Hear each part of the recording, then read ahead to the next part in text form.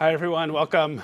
My name's Ari Kelman. I'm on the faculty of the Graduate School of Education and an affiliate of the Toby Center for Jewish Studies and a bunch of other things on campus. And it's my pleasure to welcome you to tonight's event about Jewish journalism in the United States. When we organized this event and conceived it some months ago, we obviously had no idea of the situation we were going to be in now. And the conversation, even when I had a planning conversation with some of our panelists on Friday, we had a very different, we had a conversation about a very different world than one we live in now. But it's, despite that change, because of that change, because of what has been happening in Israel and Palestine for the last couple of days, the conversation that we're going to have now, I hope, will be one that it sort of amplifies the importance of having such a conversation, not just about what is happening on the ground and to the people who live there, or about what is happening by and for the various entities in the United States, but how it is that the Jewish community and the journalists in the Jewish community are talking about what is happening as journalists, perhaps as Jews, and as voices that are speaking to and for and about Jewish communities in the United States and around the world. So I'm going to get out of the way very quickly and let our panelists take over. I do want to say two short things. First of all, thank you to our panelists for being here. They have like 800,000 other things they need to be doing right now and could be doing right now. And so I am incredibly grateful for the time that they took to make the trip here and to spend the afternoon with us. Especially as people who work on deadlines, and the deadlines are changing all the time. The second thing is I want to, of course, thank the staff of the Toby Center for Jewish Studies, Shana and Eva, who did all the logistics of getting us all here, making sure most of us have seats, and organizing all of this. So thank you always to them. I also, one of my other jobs at Stanford is I'm the director of the Berman Archive, which is an online archive of repository of Jewish communal resources and documents that date back 100 years. And so this was meant to be like for the Berman Archive, like a little bit of a coming out party and sort of celebration as we're talking about how the Jewish community in the United States talks about itself. It is clearly not that, but we do have really cool stickers over there that you should help yourselves to. So I'm going to introduce our panelists and get out of the way. I'll come back up to facilitate Q&A towards the end. I'm going to give preference in the orders of questions and answers to students first, and then to the folks who we generously and friendlyly call the community. But students will get first shot at the question. So it's my extraordinary pleasure to welcome to Stanford on this extraordinarily strange day, three of the people who are shaping the discourse about American Jews. I'm sorry, can anyone hear me? Fuck. Yes, Arielle, we can. Because I can't hear anything. Oh, God. Shana? That was one of our guests. Arielle Angel, who is the editor-in-chief at Jewish Currents. Arielle can talk more about the history of Jewish Currents and why it is important. We are working out the tech issues now, apparently. But Arielle, it's a great, fun idea to have her not be able to hear but be able to talk. Just like that could be interesting. Arielle's based in New York and decided that she could not leave her newsroom under the circumstances, and agreed to be piped in via Zoom, which is all too familiar to all of us, I think, as well. Sitting to my far left is Jodi Rudoren, who is the editor-in-chief of the Jewish Daily Forwards. Jodi can share more about the history of the Forwards as well. And facilitating our conversation this evening is Jo Ellen Green, who is the editor of the J, which is the Jewish Bulletin. I got the title wrong, didn't I? Yeah. Huh?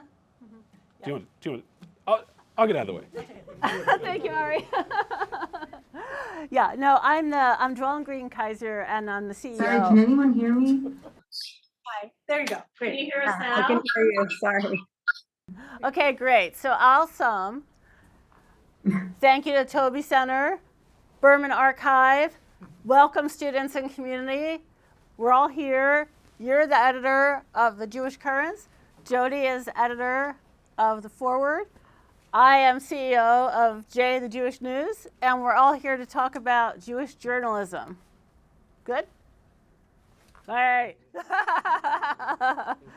So I wanted to make sure to provide some context to the folks who are here because not all of you might know about Jewish journalism or about our publications. And so what I wanted to do first is invite each of you to just do your elevator pitch, like what is Jewish Currents first, Arielle, and then what is Forward? What do you do? Why don't you go ahead, Arielle?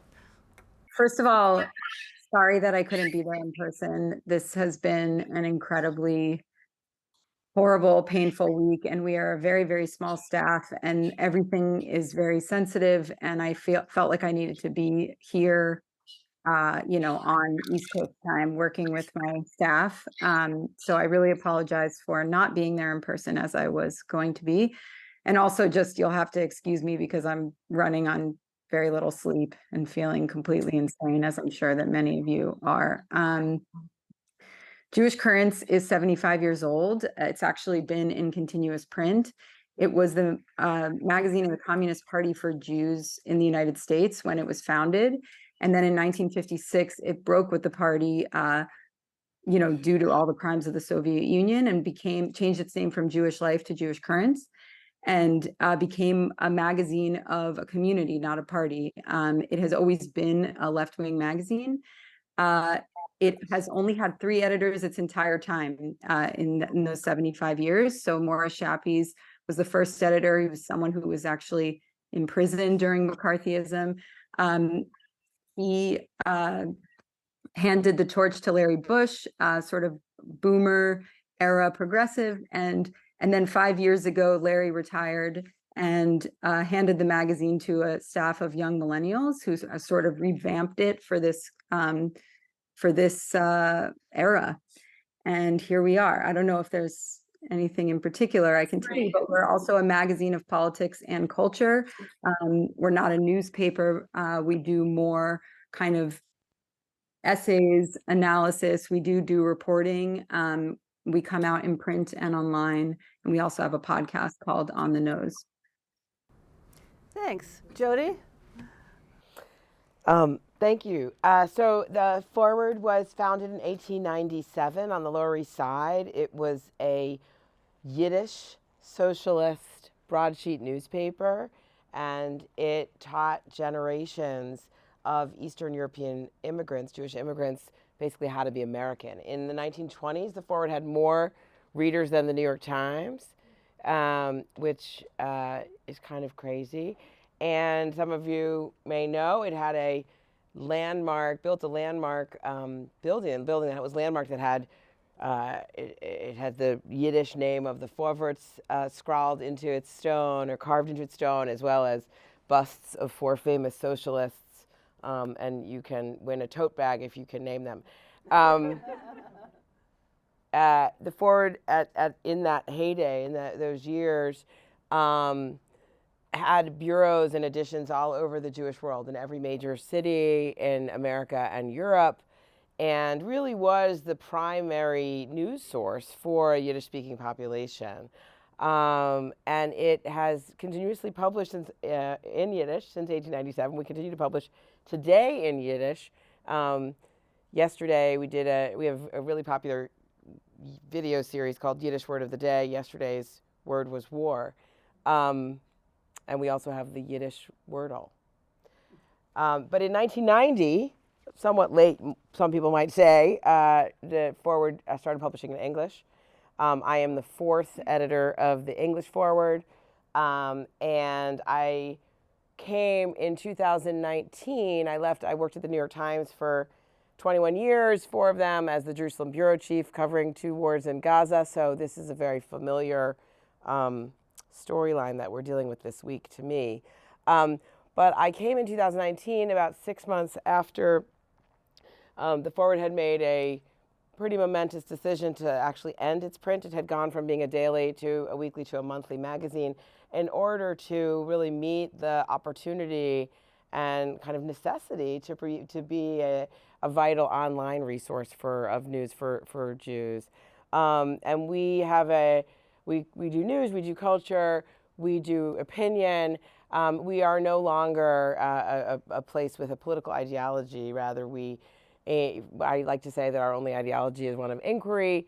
We are reporting based and really are trying to be provide clarity among the chaos that can be today's internet. This is a pretty good week to talk about that, and to make sure that every different kind of Jew in America can see themselves both reflected in our pages and also really challenged by them. We want people to experience different perspectives that are really different from their own, whether that be hearing the perspective of a Palestinian in Gaza or an Orthodox Jew in Brooklyn or a queer Jew somewhere else or someone, there are lots of examples and we'll talk about it, I'm sure, more. Thanks. So I'm, as an interviewer, moderator here, I come from J, the Jewish News, which is 128 years old and started as the Bulletin of Temple Emmanuel. And our focus is Bay Area Jews, right? So we're super, super local, unlike these two folks. So it's interesting, we were going to talk about what sort of things we cover. And I remember, Arielle, when we were talking in advance, I was like, well, it always comes back to Israel. And I was like, oh no, we do fundraising. We talk about a lot of other things in our news. But today... I guess Arielle was right. Is right, yeah. Arielle, you're right. Today, it's all about Israel. And so I don't want to delay us from talking about that. Can I just throw one more thing in? Because I think it's true for all three of us, and I think we all forgot to say it, which is that we are all nonprofits and reader-supported. And I think that's important not only because we need your support, but really more importantly because it's we're a mission-driven organization. We are part of the growing nonprofit news industry that is trying to address the local news crisis in America and whose kind of beacon and pillar is about the role that journalism plays in a functioning democracy and a functioning civil society. And it's a new concept still, I think, the idea that that news should be supported by philanthropy in the same way that the library or the opera in your community is supported by that, because the community will not function without news and a platform for a public square that we provide digitally or in print to debate the issues of the day. And it's never been truer than right now. Yes. So you've opened up a question for me that I'll get to Israel in a second. So what % of your operations are funded by philanthropy, broadly speaking? Go ahead, Arielle, you start. We're supported mostly by individual donors. We have some organizational support, and we have, subscriptions and small donations. But I think it's a very, very, but we don't have any sort of endowment. I know that the Forward does. We'll get there. Oh, well, but this model, this ads and subscriptions model from the past has really collapsed. And so it is important that we're nonprofits and really trying to survive in a local journalism, in a journalism environment that is essentially where everybody's kind of looking for the next model in order to make it really work. Yeah, so we do not have an endowment. We are lucky to have some savings. We during the Forward's wildly successful period, it amassed a bunch of real estate and a radio station, and we've sold off that real estate and are living off the end of those dividends. But we have an operating deficit that is not insignificant, and it's interesting. It depends how you define. I mean, we get a tiny percentage of our revenue from ads and sponsorships of events and newsletters, from programmatic ads and sponsorships, and the rest of it is from readers, foundations, and individuals, large donors, individuals, and so that is the bulk of our revenue. Yeah. And I see we're the odd one out again, because we're about 55% donors and philanthropy, and we still get about 45%, 50% from advertising. Thus, you'll see print J. We actually don't do any advertising at all, and we can talk about why, but I feel like that may be sort of off the point. But Yeah, I want to get to the So today, yeah, because what we're saying here, and the reason you brought this up, Jodi, is because we're very mission driven. In other words, we are here to serve our communities. We have an idea of why we're in business, right? Yeah, so I will say this one quick thing, which is just to say the old newspaper and magazine model, which to some extent you're still living, had some tension between the business imperative and the journalistic imperative, because most of those advertisers actually didn't really believe so much in actual journalism. They were interested in the audience and, you know, monetizing the audience, but like, for example, they didn't generally like kind of what they would call negative news. And one of the great glories of the collapse of that model is the alignment between what we're doing and what we're selling. So, and this was true at the New York Times too, which is a for-profit, obviously, but I was very engaged in. My last job there was as the newsroom's assistant managing editor for associate managing editor, sorry, for audience strategy, and I worked a lot with the business side. And my point is, we're selling journalism to the people who care about it, and that's all we're doing. There's not like cross currents. It's just like, and therefore our success is dependent on our excellence. If we meet the needs of readers with excellent journalism, they will respond with subscriptions or donations or investment, however you want to put it. And there's something wonderful about that. You know, there's also something dangerous about it, which is that we need to meet the needs and expectations of our readers, so it depends a lot who our readers are. And for all of us, we're mostly Jewish journalist organizations, right? And so that's, people sometimes say, are you objective journalists? I'm like, well, we're for the Jews. Like, you know, we're Jewish journalists. Let's get to Israel. How does the fact that we're Jewish, like, I want to know ultimately how the fact that we're Jewish shapes our coverage. But first, just tell us, like, how are you approaching this horrible thing that's happened in the Middle East? Like, what, like, as, like, you know, the news dawns, okay, first, you know, you hear, like, okay, Hamas has come and invaded these villages, and now we have Israel is bombing Hamas, and there's so much news coming, like, fast. And so when we're approaching this news, what's the approach that you take to this? Like, what's the perspective that you're coming at it from? What's the most important thing? Like, when you think, what is the single most important thing that we need to tell our readers? Like, what does that look like to you? Arielle, do you want to start? Sure. I mean, first of all, maybe I'll just talk a little bit about the experience of this week. So we actually have not published anything except a rolling explainer this week. And it's not because, like, I mean, there's a lot of reasons why, and I'll give you a peek behind the curtain. This event is a crisis on the Jewish left, which is the community that we serve. It's a crisis, obviously, broadly, but it has exposed fault lines in the Jewish left that are very, very new and raw. And those fault lines exist within our staff, and everything that we do is kind of mired in a discussion of what it means. I think that on a certain level, I mean, and there's also just like the actual experience of it. You know, we have a contributor whose son is a hostage, and we have contributors in Gaza who are just like, there's nowhere is safe. We've never seen anything like this. For now, we're still alive, you know. You know, my cousin's been deployed to Gaza. It's like, there's no, people are working and crying, and, you know, like this is a whole newsroom that's been affected by this event. It's not like it's one person on the staff, or you can just commission somebody from outside.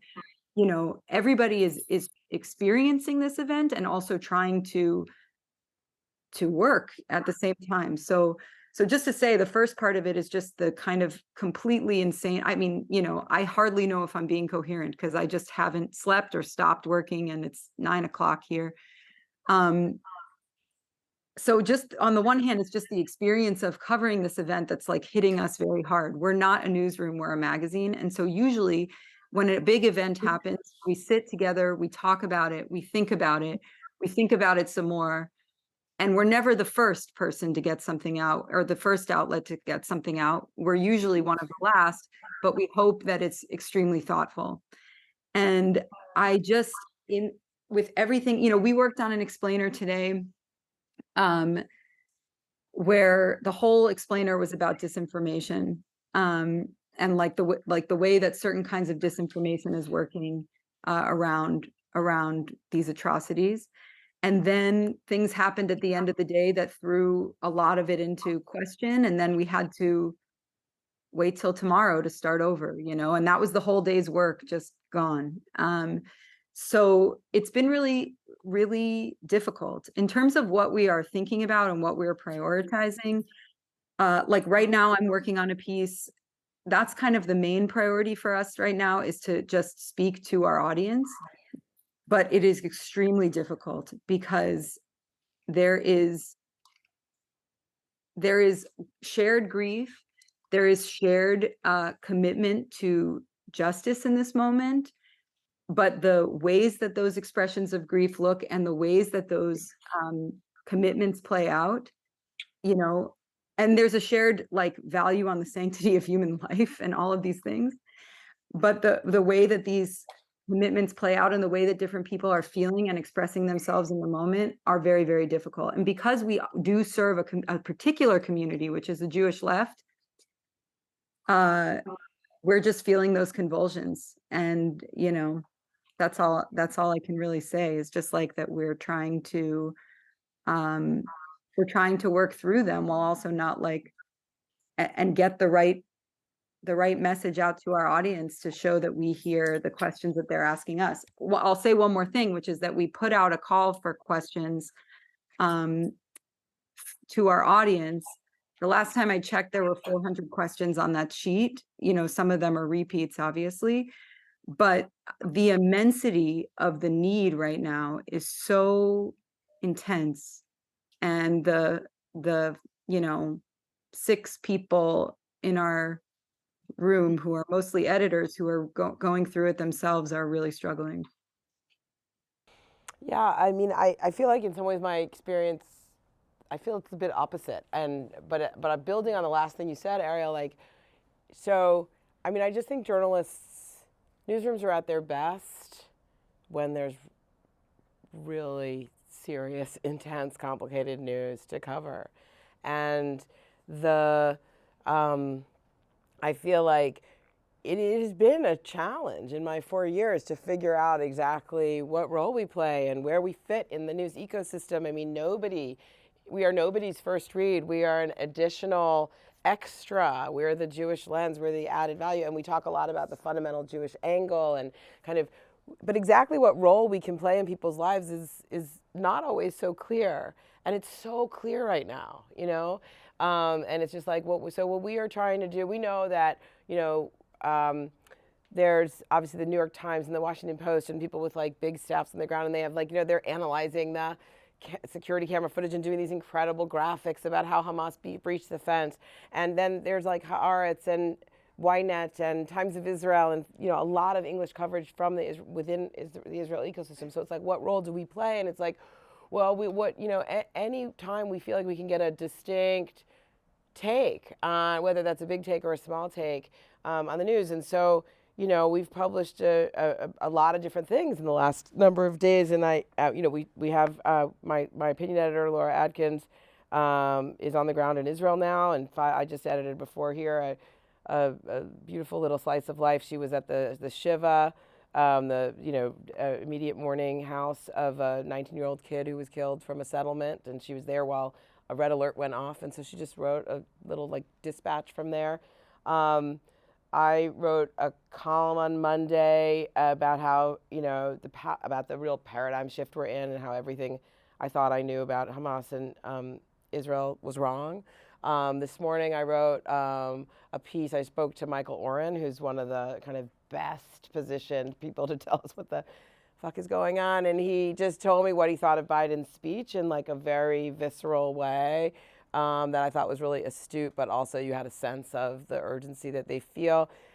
We also published a piece this afternoon that I think people are going to grapple with that relates to what Arielle was talking about disinformation. You've all heard about the rape that was apparently part of this massacre, except that, and Biden talked about it yesterday, Netanyahu was talking about it, many columnists and celebrities are tweeting about it, and the IDF has no evidence that this has happened, which doesn't mean it didn't happen, but all of it is based on a couple of videos and pictures that are circulating on the internet. So we just very soberly laid out what we know, what we don't know about that allegation. We've got, we wrote about the NYU student. Hold on a second, with that story, that's the kind of story a lot of people say, oh, the community is looking for Jewish news in particular to support, whatever our Jewish news are, to support the community.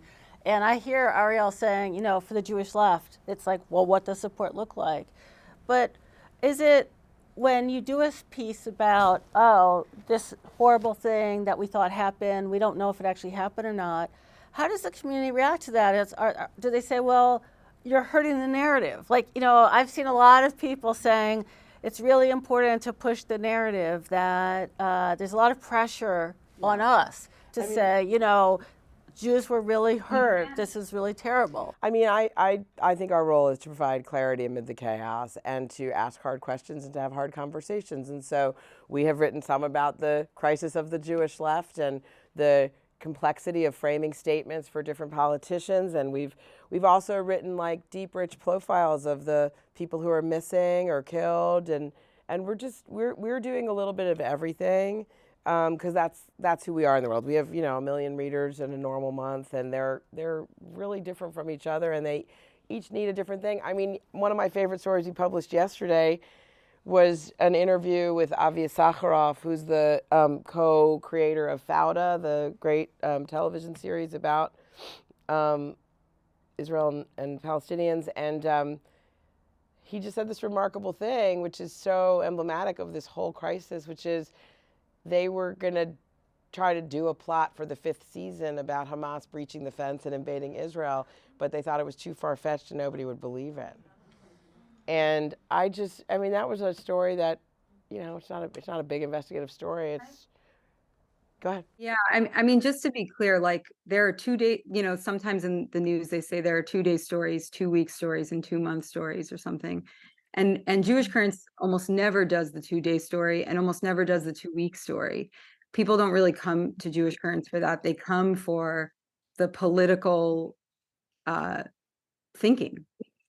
And I just think that there actually is quite a bit of political thinking going on here. I mean, and that it's very, very hard to do in this moment of whirlwind. Like, it's just not the environment to do the thinking from on some level. And I think that has been a real challenge for us.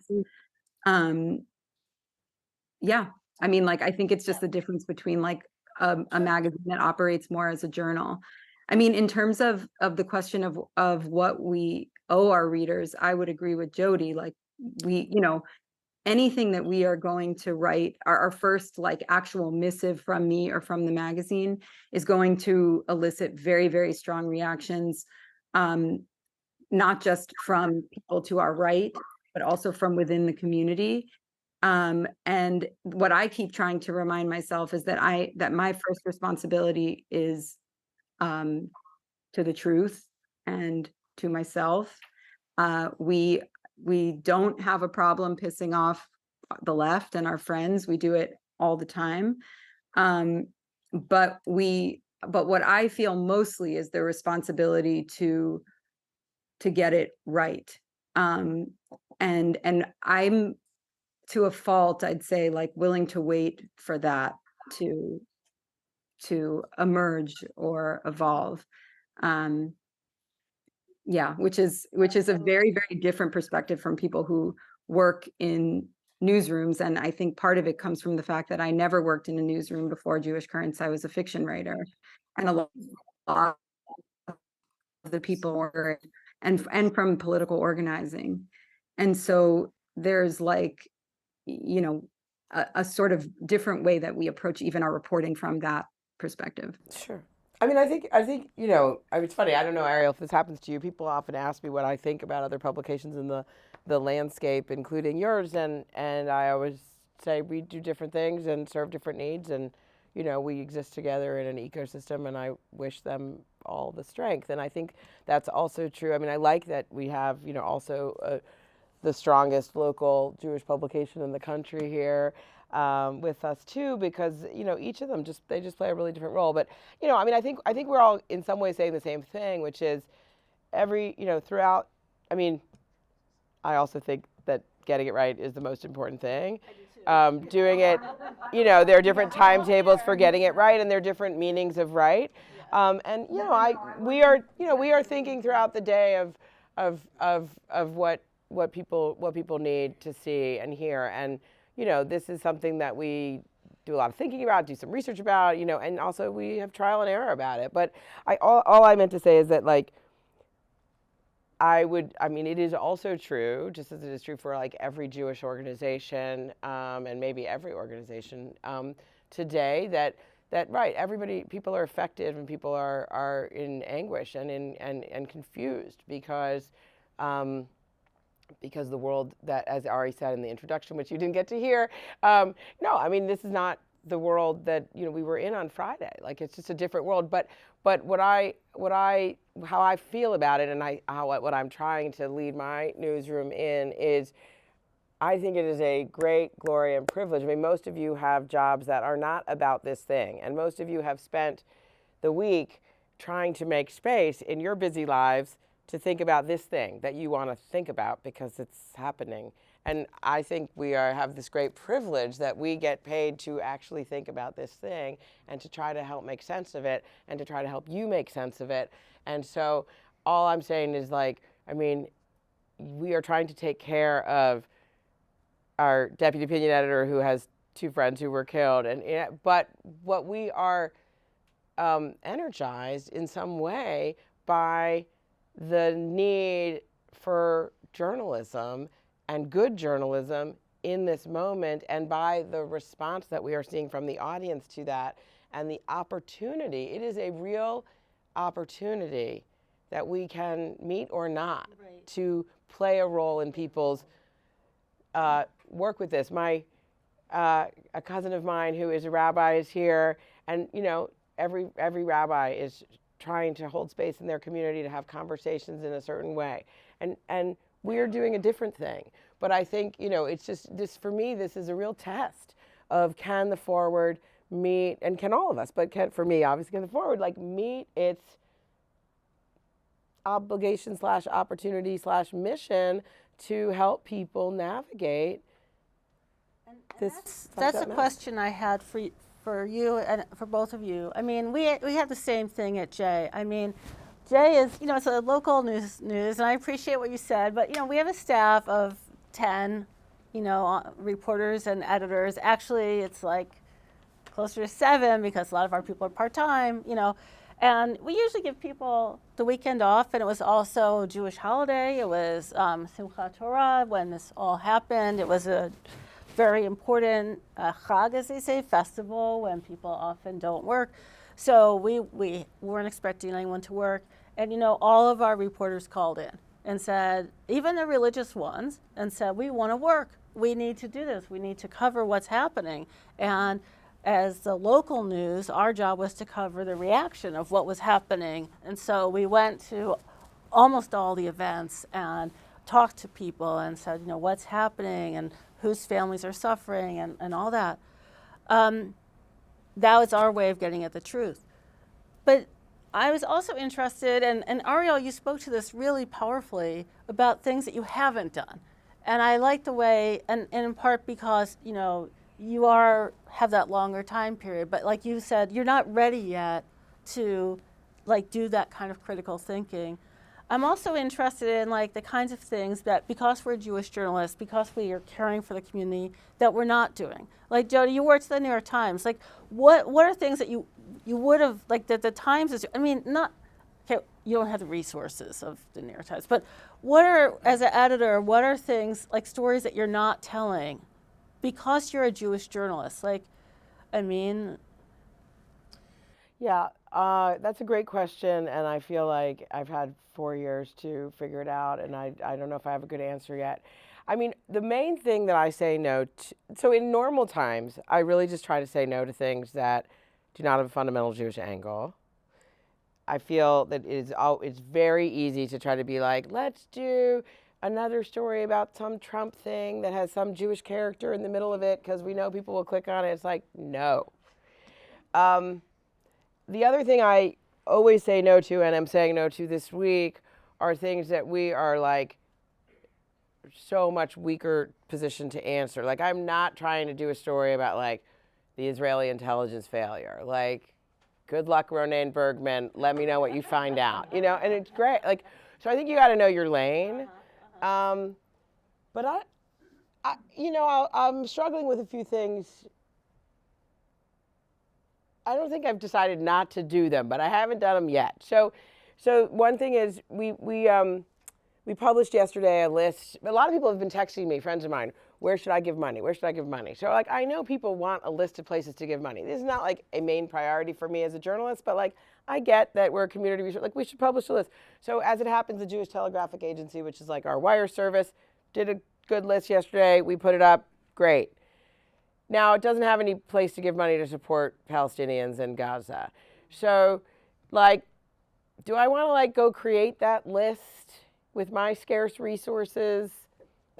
I'm not rushing to do that right now, honestly.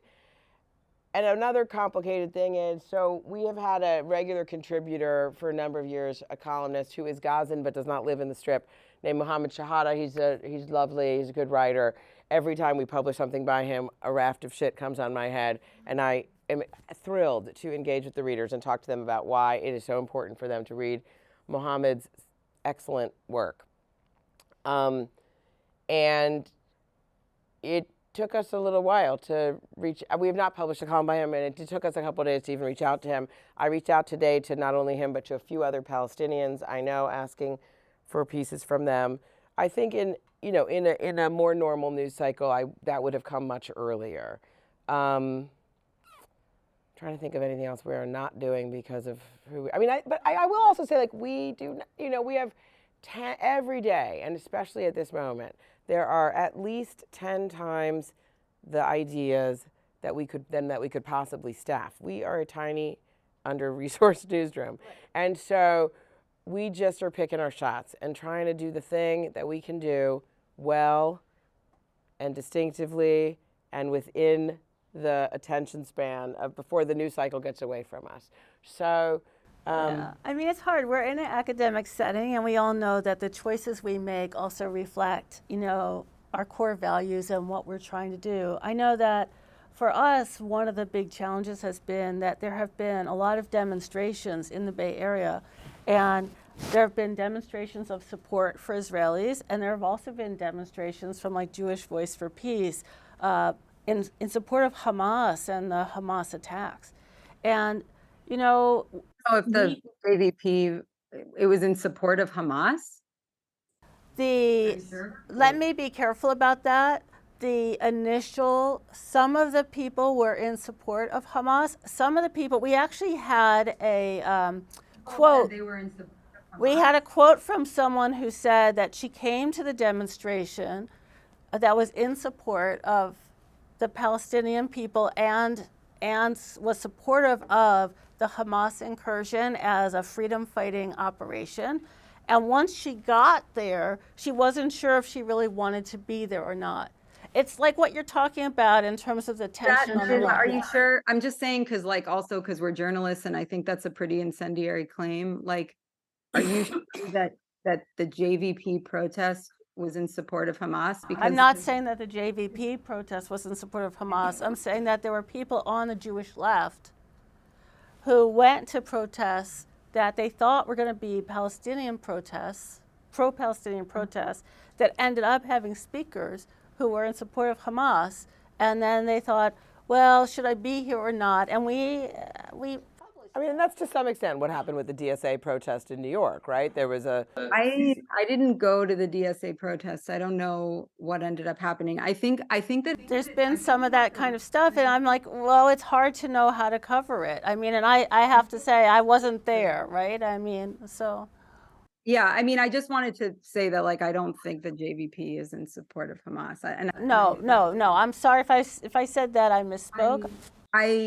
I think that I mean, sorry, I didn't mean to interrupt. No, I'm glad you did. This is truth. I think we have to recognize a few things about these responses. I mean, this is going off script about like just what we're doing in our journalistic practice here, but I think we have to recognize a few things about the initial responses to the attack, and also about the different way that Palestinians are processing those attacks, because they're not like, monsters for feeling the feelings that they have. They are expressing something that feels real to them because of their experience and their parents' experience and their grandparents' experience over the last 75 years. I think that some of the responses to these attacks that came in the first day or so should not take very seriously, actually. Like, I think that there were things that people were seeing from afar that were removed from it.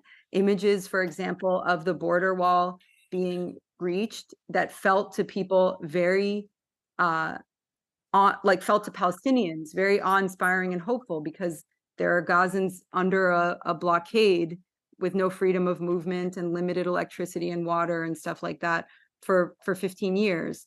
And so I think some people really did see, before they understood the scope of the violence of the attacks, some of these images of Palestinian agency as exciting or like hopeful.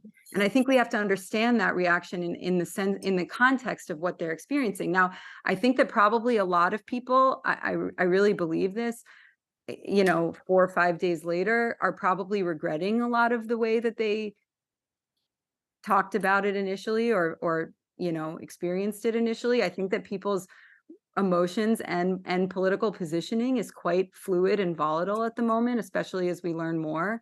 And so I think this actually fits perfectly with like something that Jewish Currents thinks about a lot as it relates to Jewish community, which is that there is, I mean, it relates also to questions. This is a completely separate event, and maybe, it's not even worth putting it in league with these other questions, but there is a way of reporting, for example, on anti-Semitism that really feeds the Jewish people's desire for these stories as well.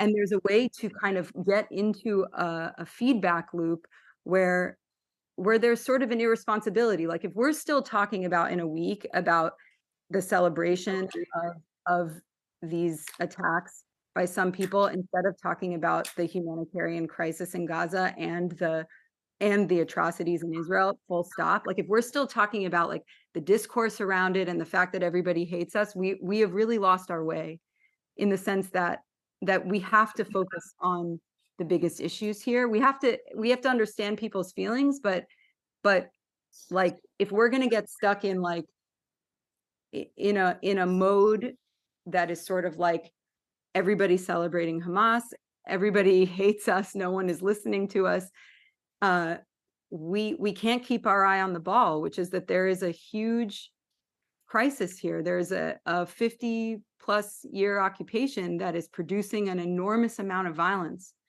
And so like, that has been really our job as Jewish Currents, to try to reframe some of that conversation. I mean, this was actually before Jodi's time. So this has nothing to do with Jodi, because I actually think that Jodi is doing a fabulous job, and that the forward under Jodi is actually much better.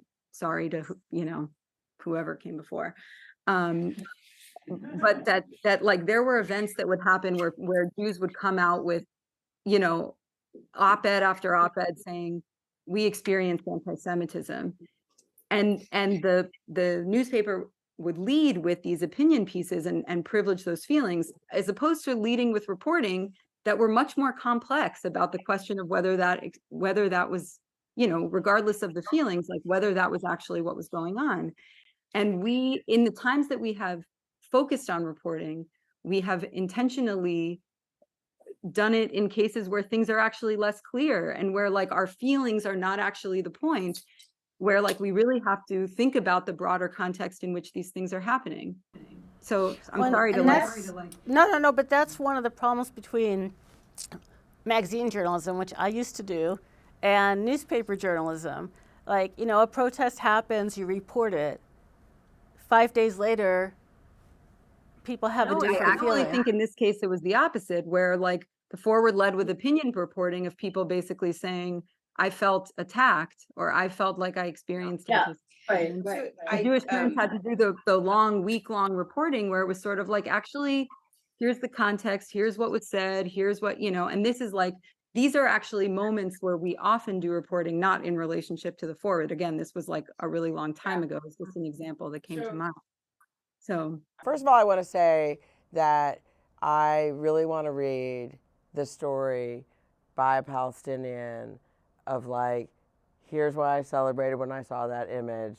And then when I saw the images of the bodies or heard the stories of the kidnappings or saw the rape, the massacre at the party, I now feel differently. And so I will go try to find somebody to write that story. Thank you for the idea. No, you should too.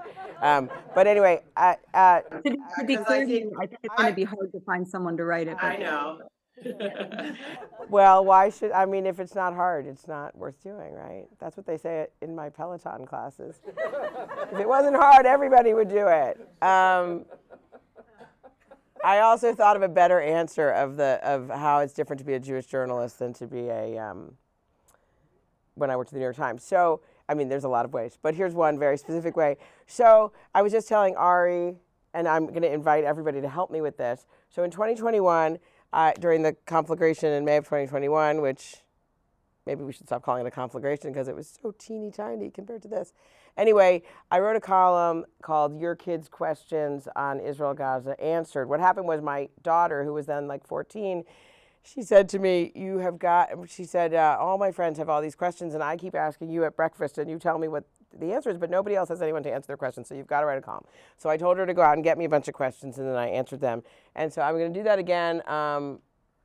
What day is it? I don't know, Friday probably. So I've been collecting questions. So if your kids have questions, tell me. But that's all. Thank you for doing my homework for me. Anyway, no, why I'm mentioning it is so I'm answering Jewish kids' questions basically, and I'm fine with answering American Jewish kids' questions, and that's what makes sense for me to do as editor of the Forward. If I was trying to do this at the New York Times or in a different context, you would have to and I'm trying to get some diversity, although I'm not trying, because I'm like a columnist or whatever, I don't have to try quite as hard. But this would be an impossible project at the New York Times. So whose kids? Geography, race, age, gender diversity, religion. And it's like, fuck it, forget it. I'm not doing this. You know, there's like, so that's a way that there's like a clear mission, who you're serving, who you're reflecting. And it's like, okay, because I actually thought about doing a book about this after I wrote this column. And I was like, okay, here's how I'm going to do this book. I'm going to go to a bunch of Jewish summer camps that are different, and I'm going to have these like focus groups and get kids questions, and then I'm going to do the whole conflict, the whole history of the conflict.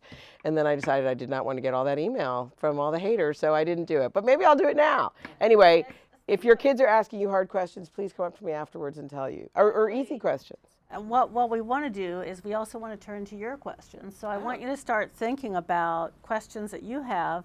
Or your kids, you or your kids. But especially you. You know, we've been talking a lot about, you know, Jewish journalism. We talked a lot about Israel. We haven't even scratched the surface of the other kinds of things that we cover as Jewish journalists. And there's a whole set of large questions about, like, what is the realm in which we cover? Like, what are the kinds of things we talk about and what we don't? I mean, my colleague Lisa and I were talking about this a little bit on the way over, because the other question, I mean, I remember very clearly, I was the New York Times' national education reporter on the day 9/11 happened, and you know, we all scrambled to cover it, obviously, for a number of days, and then there was this question of like whether I should still go to this trip I had planned to Chicago. And anyway, I remember my boss, who actually at the time was Ethan Bronner, who's right now in Israel covering the war for Bloomberg, but he said, it was like, well, there's not going to be a front page story about education for the next foreseeable future, so yeah, just go do this thing. And I think it's a real question that I don't know the answer to. I mean, actually, I was struggling with this afternoon. So it's like, you know, in other words, how much of this will we cover forever, and when will we ever cover anything else? So on Friday, a couple weeks ago, feels like 100 years ago, we published this very important story, broke the story of the fact that the Canadian Parliament had given a standing ovation to a Ukrainian immigrant veteran who had served in a Nazi unit. This was written by a guy who'd spent 3 years chronicling Nazi monuments around the world for us. He's Ukrainian. He knows a lot about this. And then the whole world went crazy about this, and Justin Trudeau apologized, and the speaker resigned, and yada, yada, yada, and lots of things happened. The University of Alberta gave back this money. We ran this story, Anyway, last week I was working really hard with this contributor on a pretty great investigative story that shows that Canada, over the last 8 years or something, has given $2 million to about 8 Ukrainian community groups that have, over those same years, been celebrating veterans who served in this unit, like the guy so now they're all apologetic. Oh my God, we didn't mean to give this guy a standing ovation, but they've been funding groups that have been protecting the monuments to them and all this stuff. So we nailed this story almost around Friday at 5. And my mother had come, and I was like, okay, fine, we're gonna leave the Sunday newsletter with it. I'm gonna put it in the system on Saturday. And I don't usually work on Shabbat. Anyway, and obviously we didn't do this. So one of the things that's been we published it this afternoon, but one of the things that's been in my that's on the I'm telling you, one of the reasons it's been in the back of my head is when can I publish this great story? And I originally thought Monday morning, I thought we'll lead this Wednesday morning newsletter with it. It'll be okay by then. And then it's obviously not. But today I just said, let's just publish the thing, and people will either read it or not read it, but I can't sit. It might be 3 weeks before I can publish it. We have 3 weeks of content that are just gone, Yeah. And it's and because Israel-Palestine is so much our focus, a lot of those stories were Israel-Palestine stories that now they're all they're really gone. They're really gone. I mean, they're just gone. They were done. We held a story. My number 2 was editing a story about this. There's a solar eclipse happening soon or something, and so I think one of our reporters wrote something about what the Talmud says about solar eclipses or something. And he was I think I'm going to hold this for the next solar eclipse. And he literally programmed it in the system to publish ahead of the next solar eclipse. Jodi, I just tell you this one story, then we're going to take your questions. We actually had an entire cover story totally ready about our largest funder, the Federation of the Bay Area. Oh my gosh, you mentioned. Yeah, and this story is a story that maybe they're not going to love. They know that already. It's not they already know that they're not going to love it. And we had to hold it. We had to scrap the whole thing, but we're going to do it in 2 weeks. We said, we can't wait. This is the money of the whole Bay Area. We can't wait. But on the other hand, we waited 2 weeks, and it's going to be a breaking story that nobody else has, but we had to hold it. Life has really changed. Could I say one thing before we get to questions? Because I feel like there's a question in there that I didn't get to answer, just about the things that we do and don't cover, essentially, and how we think about our audience, that I think is pretty important. And makes us, I think, a lot different, actually, from a lot of the other Jewish publications generally, which is that we're a Jewish left publication, which means that we also cover the left. And it means that we cover things about labor. We do a lot of work with incarcerated writers, not Jewish writers, just people who are incarcerated, who are looking for outlets. We do a lot of work on kind of feminist theory, on, thinking about race, and thinking about the way, obviously we are looking for an angle that relates to our audience in some way, but we think about that audience quite expansively. And one thing that I will say is we just brought on somebody to our staff who is, works on labor stuff and also is Indian, and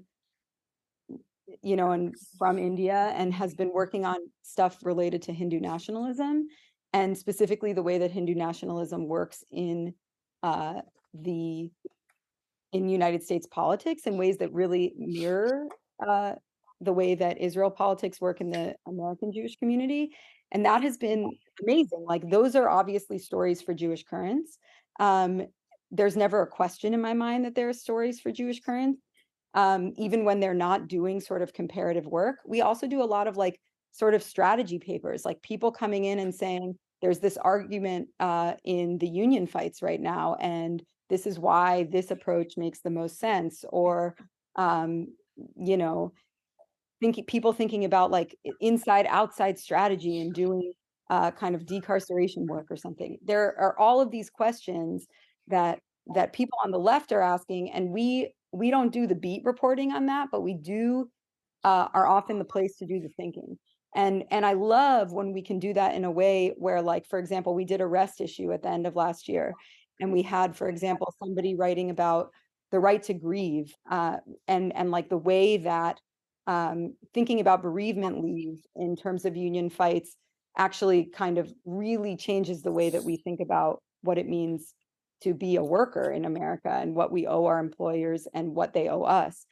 And we have that kind of work alongside thinking about work politics and the relationship to Shabbat, and thinking about the labor struggles in the past where rabbis were very involved in getting the 5-day work week and getting Saturday off. So I love when the left thinking can come together with the Jewish angle, but also it happens that it doesn't sometimes. And I think that that's also wonderful to be able to encompass that in what we do. Thanks, Arielle. For wrapping that up, journalists are often not on the receiving ends of questions. So I want to invite you all now to play the role of question asker, but I wanted to give the students, if you formally self-identify as a student, we are all students. We're all students. But if you are an enrolled student, let's say, let's give privilege to those folks to ask the first round of questions. I'll take 2 or 3, and then we'll roll it on from there. Yeah, downtown. Stand up and introduce yourself. Hi. Thank you guys so much for being here. So I think we talk about this a lot in the news media for different things, but the line between news and statements and opinion is a little bit blurrier for certain things, especially I think in the wake of the Hamas attack.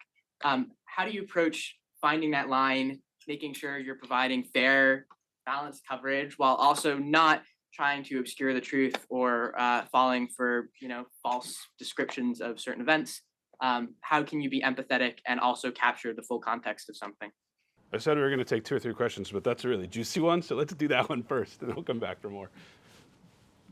Who wants to go first?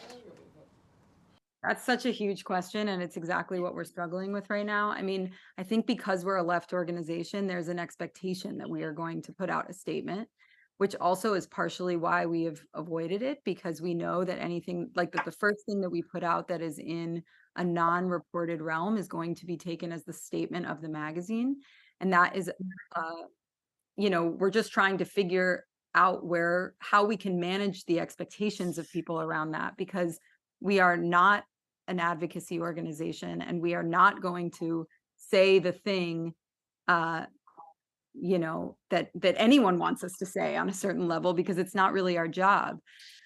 So I think it's a lot more complicated in our case than it is, for example, in like the Forward or the Jay Weekly's case, because we are already associated with a political movement, or like we're not movement journalism by any means, but we have a perspective. And so we are really trying to avoid anything that we put out as coming out as some kind of statement, because it's just not what we do.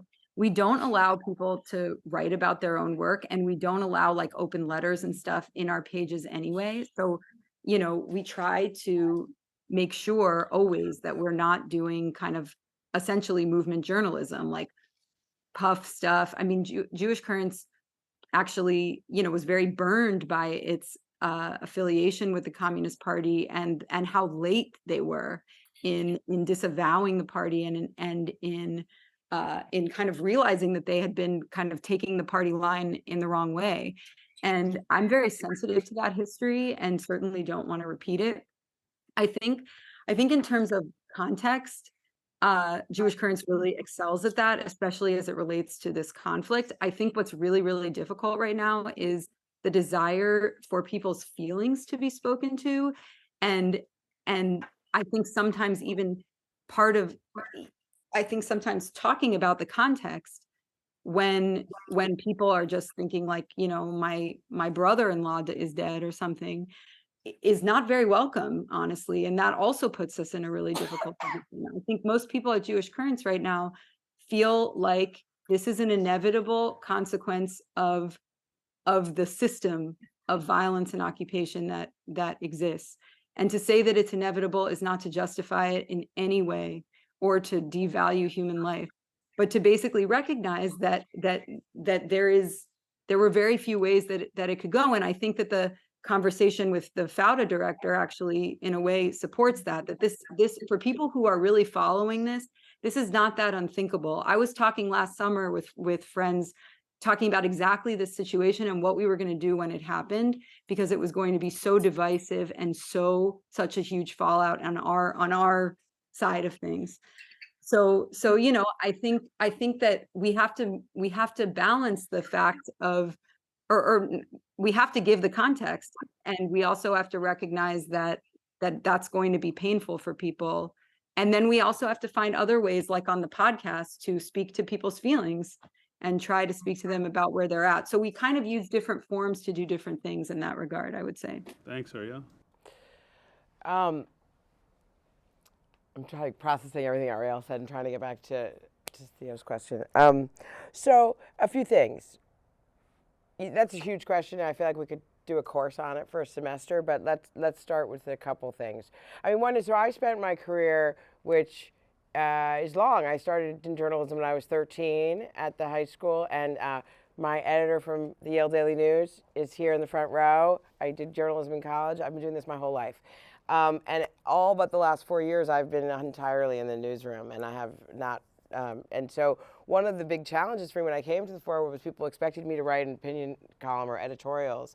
And I did about 6 months after I started, maybe 9 months after I started, kind of get into a rhythm of writing a weekly column that is occasionally like really opinion-y and mostly is really perspective-y. My friend Ethan, who I've now mentioned twice, says that I've perfected the genre of the news and me, which is not a genre anyone had actually heard of before.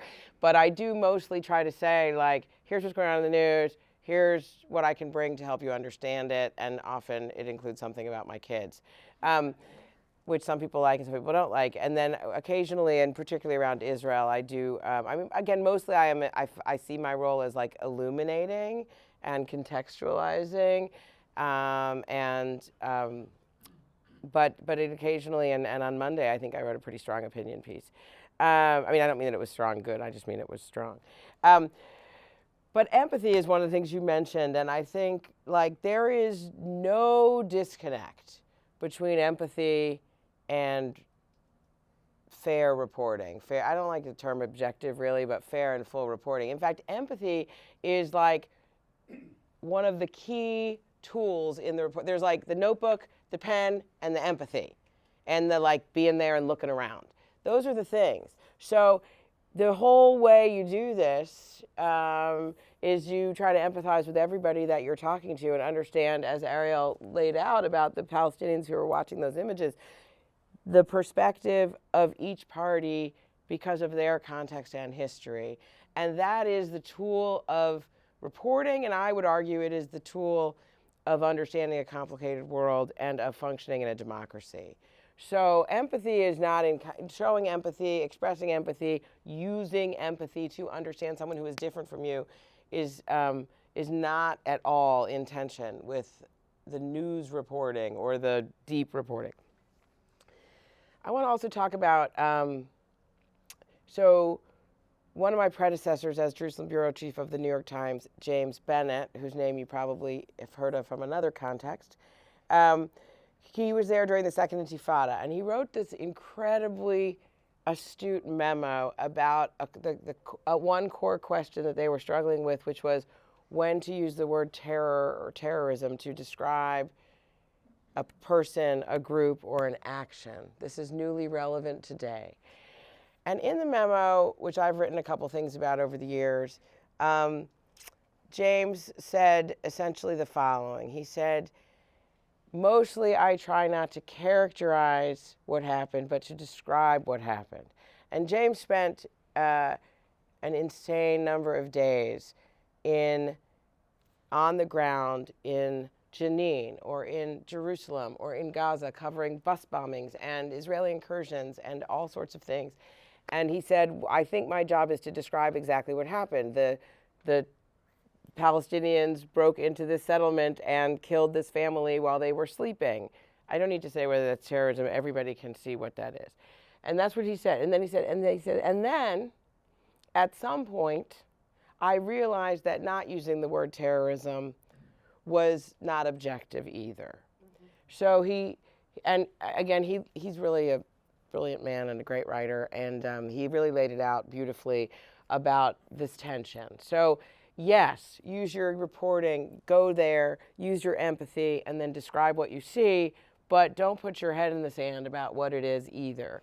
And so, so we're using the word terrorism for what happened on Saturday, pretty openly in news and opinion, and I think that's appropriate. I will say, in the column I wrote on Monday, which again was an opinion column, but I got a couple letters complaining that I had described some of the Hamas fighters as militants, or described some of the Hamas gunmen as militants. And so I went back and I looked, and I had used the word terror or terrorism 7 times in the column, and the word militants 3 times in the column. And those of you who write for a living understand that sometimes you don't want to use the same word over and over. Also, I don't think that people who are militants are not terrorists. I mean, I don't think those are, this whole thing is a manufactured controversy, but it was interesting to me that the reader who wrote to me read a piece that clearly described something as terrorism and focused on the minority of times where it was also described as militants, because somebody had told her that that was somehow an affront to her identity. And she felt that what she needed to do to stand up for Israel was to tell me how I got it wrong by calling them militants. So I hope that is at all close to your question, Theo. Yeah. Can I ask you a question about that? Absolutely. How often do you use the word terror in response to actions of the Israeli government or actions of, settlers or et cetera, et cetera? Because I think I think the question of whether or not to use it in relationship to, Hamas or something is one question. But I think the reason that people ask that question, right, and I know that you know this, I'm just speaking to the audience here, is because we never talk. I mean, the civilian toll, the indiscriminate civilian toll in Gaza is quite high year over year. And there's also a number of these price tag attacks, right, that are very, very common and ethnically cleansing towns in the West Bank. And so I think part of the question is just we know that the word terror is applied so much more often.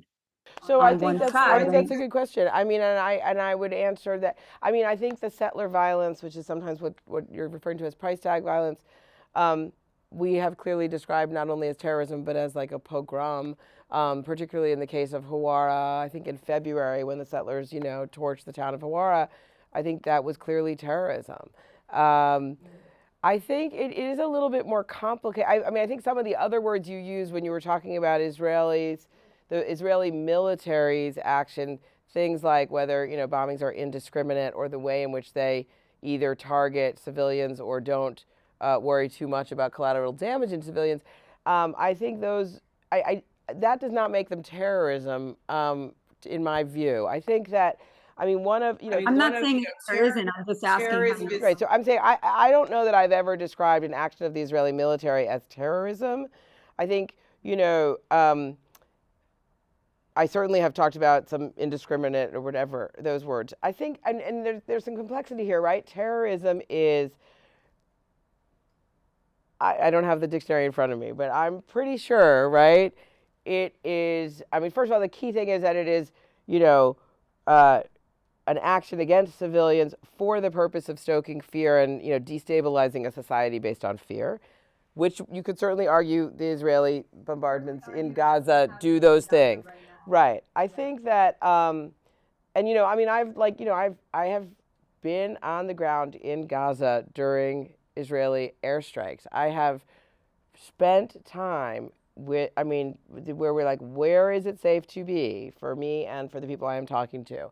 I have interviewed also Hamas leaders. I have been followed around by Hamas people. Like I'm deeply embedded in this story.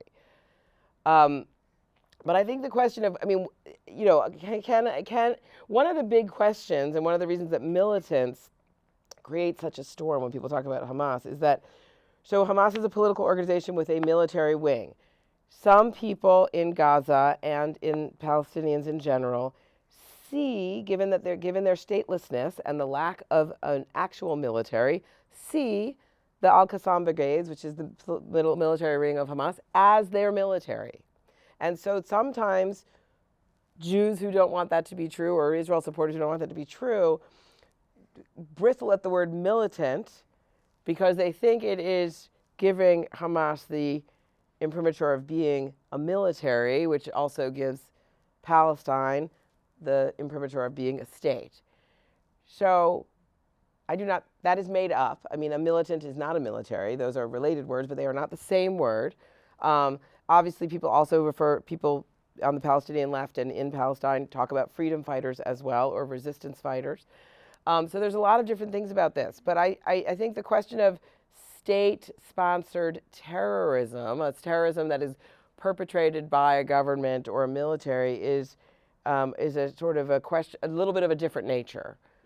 So it's a very complicated question, Arielle. I think that there's a little meta to this. Go for it. And I just want to say that before I was CEO of Jewish News, one of the things I helped to do was start movement journalism, to start something called Press On, which was a center of movement journalism for African Americans in the South. And one of the reasons that I helped support it, not as a staff person, but giving free consulting and money and so forth, was because I felt that a lot of African Americans throughout the United States, and especially in the South, lacked the ability to have a strong point of view journalism and be able to tell stories that were accurate and true stories in the way that they wanted to tell them. I think, to some extent, this goes back to the question I was asking. I feel like, to me, Jewish journalism is, to some extent, point of view journalism. I think that what's important is, what makes something journalism is that it's accurate. It has to be accurate. It has to be fact-based. It has to be transparent. It has to be, you have to know that this thing actually happened. You have to be able to support it. But I think that, we're always coming with some kind of context. And it's important to be able to be clear about what the context is. Like I said, I'm for the Jews. Like, I'm doing Jewish journalism right now. Like, that's the context of J. We know that, like, when something happens in Israel, I'm not concerned about the Palestinian reaction as the CEO of the Jewish News. I'm concerned about the reaction of Jews in Bay Area, because that's what I do. That's who I am. Sorry, let's get back to the questions. Other students with questions, and now we'll take two. There's one over here and one over there and one down here. Go ahead. Are you some kind of student? You're good enough. I recently graduated.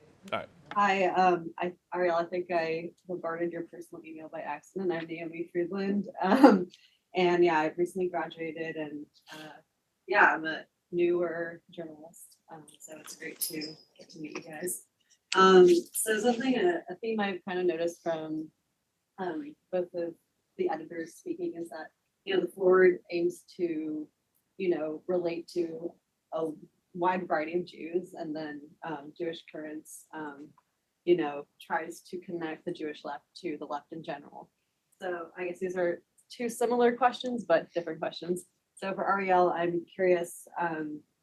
So I was going to mention the Hindu nationalism piece, but kind of about how, I'm curious about who your audience is, because I do know I met a lot of non-Jewish left-leaning people who do read Jewish currents, and kind of what you think is the importance of connecting issues pertaining to the Jewish left to the left in general, and kind of like connections between things that people in the Jewish left think about, such as thinking about Zionism as an ism.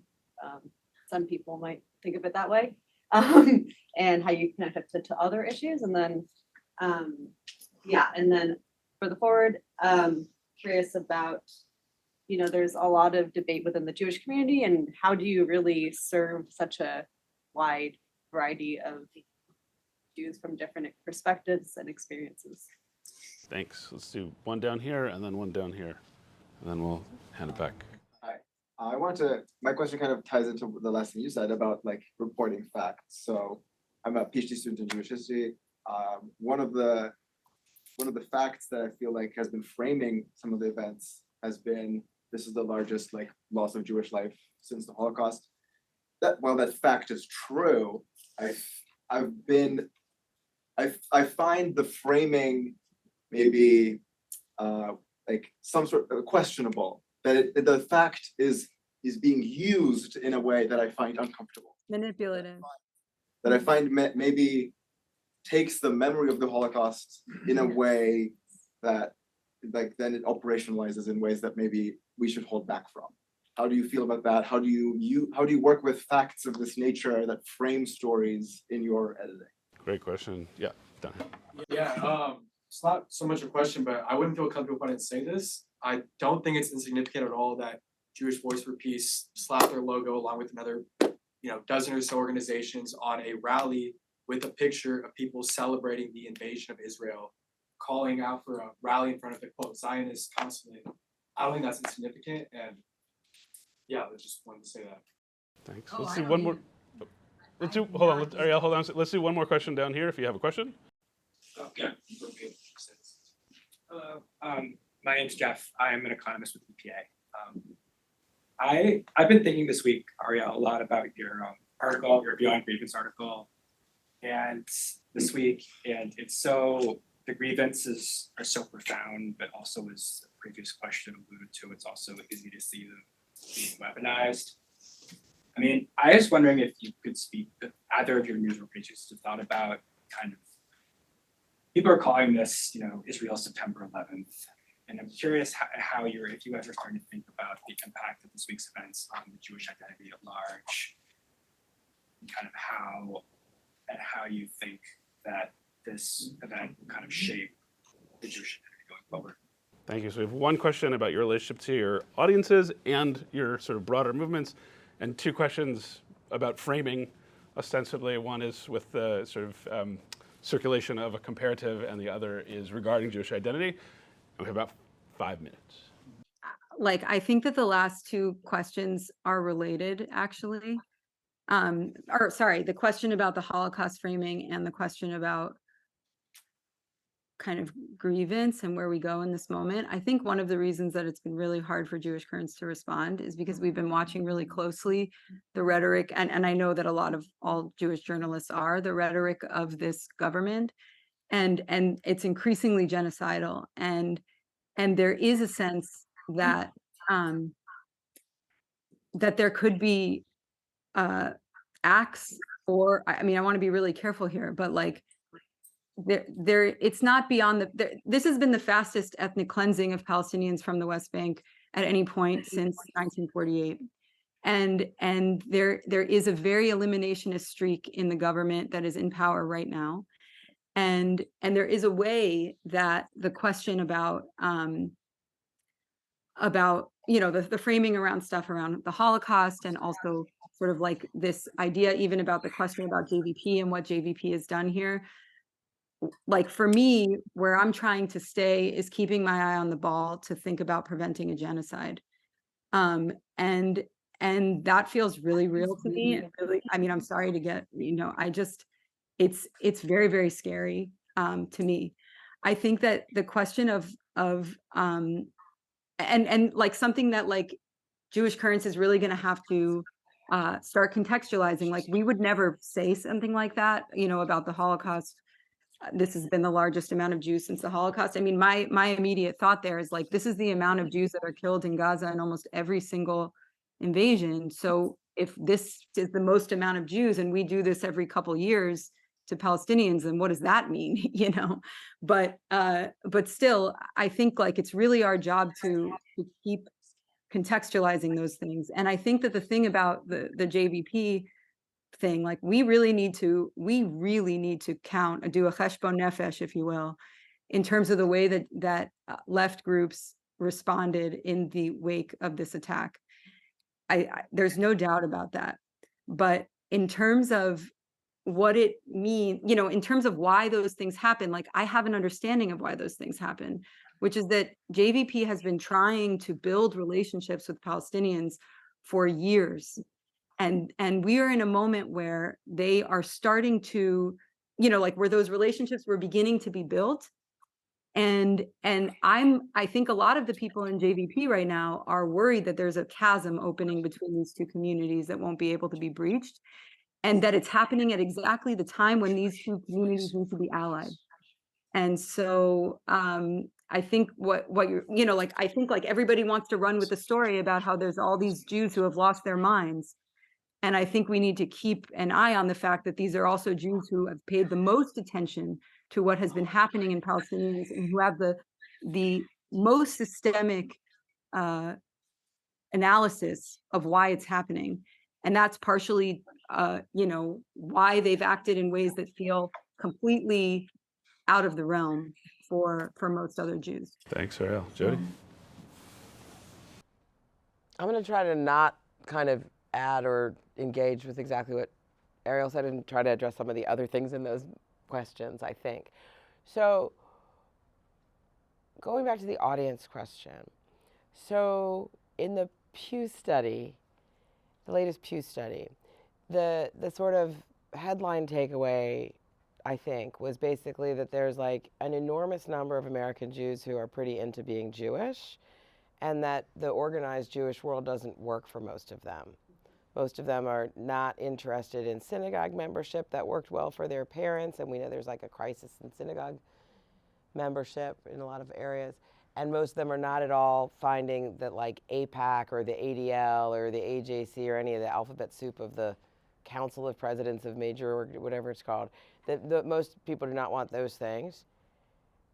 They're interested in Jewish food. They're interested in a revival of Yiddish. They're interested in Israel-Palestine. They're interested in whatever it is. And I would say also the other big headline there, which is going to relate to this question over here later, is there's a clear change, paradigm shift generationally about the role Israel plays in people's lives. There is a growing group of young people that Arielle, I think, represents well and speaks to, people who are, either anti-Zionist or close to it, very active Jews who are like super engaged in Israel in that way. And there, of course, remain some super Zionists, and there's a growing Orthodox community that's very Zionist. But that, like, the vast middle of people under, like, actually 40 are just like, not my thing.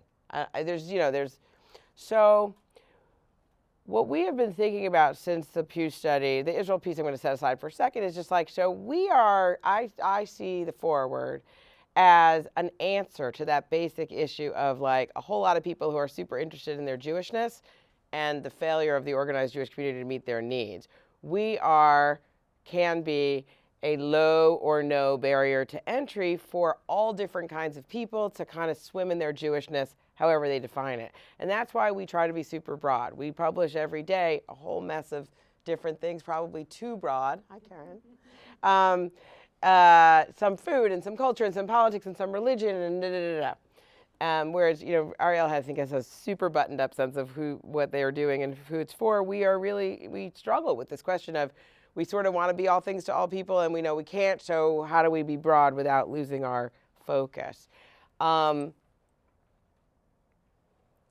comes what happened, EPA question over there. So, how much of a paradigm shift is this going to be? Is this really Israel's 9/11? I mean, I wrote in my piece, and I think it's important to remember, like, so this is, I earlier Arielle said that she and some colleagues had like sort of talked about the possibility of this, and I want to say, I never imagined that thousands of Hamas fighters could get inside Israel, massacre people at a party, outdoor dance party, and go house to house in Nahal Oz and Ofakim and Be'eri and kill and kidnap hundreds of people.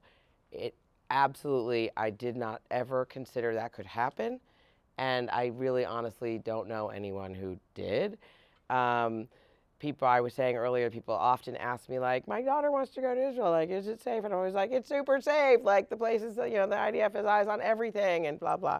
So and the number of people killed within Israel, I mean, Arielle makes a very good point about thinking about all the Palestinians who have killed, not just this week, but in 2021 and 2014 and 2012 and 2008, 09. And by the way, also in the West Bank all year long in little clashes, or not so little. But the impact on the Israeli population in terms of just magnitude is like 12 times 9/11 on this country. So, and it is a tiny, intimate country in which everybody knows each other. And so everyone I know there has someone who was killed that was close to them, someone who is they think are kidnapped, and multiple people who are deployed right now. So yeah, there's a huge impact. And getting back to your question and just more broadly about American Jews, is so one hypothesis I have is that we may see some shift in the role Israel plays in people's lives. I don't know, I think that the engagement with, a big story happens, like people get more focused on it and engaged in it. I don't know if that's gonna fuel the anti-Zionist left among Jews or maybe do both. But I think I had a conversation this spring with Ben Smith, who now runs Semaphore Media and BuzzFeed before that, New York Times, whatever. Anyway, he was an intern at The Forward and is a friend of The Forward, and he's sort of a cultural but not religious Jew. He's like maybe 10 years younger than me. And during the early days of the protest movement, the democracy movement, I was talking to him about it, and he was like, I don't really care about the judicial overhaul. He's like, I don't care that much. China, Ukraine, like, it's all the same to me. Like, I mean, he wasn't like, I don't care about any of those things. He obviously cares about all those things, but he was like, Israel is not a special place in my general map. And I was really, really surprised to hear that. And I thought it was interesting for me. He's younger than me, but not that much younger than me. And I was like, I don't think that I had permission to not care about Israel. And I know my parents didn't have permission to not care about Israel. And I've been thinking about that for 6 months, like and I think that probably this is going to mean that American Jews, now people who live through this, I think we all are going to like not anymore be able to feel like, well, it's not my thing. I think we're going to feel like, yeah, we got to we got to figure out what we feel about this. And people are going to decide they feel different ways, and we're going to try to reflect all that stuff. I love the question about the Holocaust, but we'll talk about it later. I just want to say one thing, which is that I never envisioned the shape that this was going to take, far from it. But I do think that part of our mandate, part of what we consider our mandate to be, is to talk a lot to Palestinians. And every Palestinian that we have talked to in the last year, and the reason why I could have those conversations is because every single one of them told me that everyone was abandoning kind of like a nonviolent model, that they had felt that there was nothing, that they weren't getting anything, and that things just kept getting worse, and that there was a sense on the ground that violent resistance was really crowding out nonviolent resistance because it had not made any gains at all, and in fact things were getting worse. No, I mean that I feel like I agree with and knew. I just didn't think they had the capability anyway, or that Israel could fail at this level. Okay. As we're demonstrating, it has been an extraordinary week thus far, and we're all trying to make sense. It's only Wednesday. I know. It feels like 2 months already, and we're all trying to make sense of it, and we do that by. I think we're all trying to make sense of it. We're all trying to find people to talk to who are smarter than we are, or more sensitive than we are, or more tuned in, or have some angle on the story. And so I am incredibly grateful that, especially this week, we were able to have this event with you all here to guide us through some of that, not just the facts or policy things. There are other places on campus that you can go to that are happening this week, and probably next week, and probably the week after, to sort of deal with it from the kind of politics angle or the history angle or what have you. But to sort of have what's ostensibly a meta conversation about not just what is happening, but how it is being processed, how it's being talked about, how it's being written about from 3 quite different viewpoints has been, for me anyway, a real gift. So thank you. Sorry. And thank you all for coming out and spending the evening with us. Good luck this week. Take care of yourselves.